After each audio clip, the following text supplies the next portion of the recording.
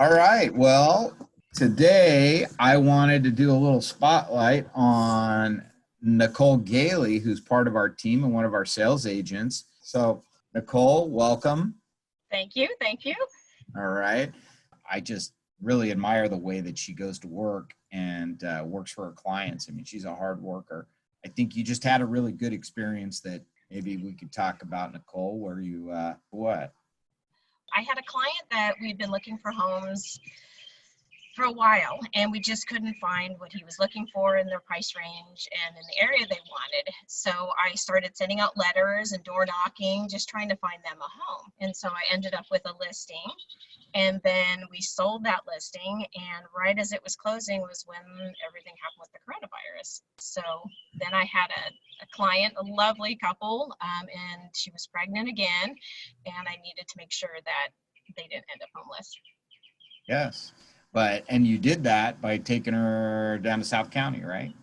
Yes, that was one of their goals, and they wanted also a home that had a mother-in-law's suite, which so that her mother could move in eventually with them. And the perfect home came up actually because of the coronavirus, because it fell out of escrow. And so yeah, we navigated that well, did mass, did all the safety requirements, and so we're closing in another week.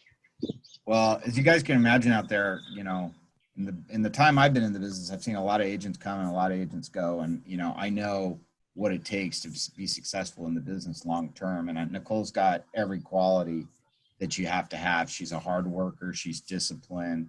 Really takes on a lot of personal responsibility, I think, in the transaction, which I think as somebody working with them, they'd really admire the fact that, she truly does care.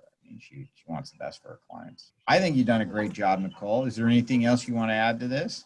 No, that's really it. I just thank you for the opportunity to learn this industry, and I've loved how I've gotten to meet so many people in Tustin that I would have never met if I wasn't working open houses and helping them buy and make their moves and their transitions.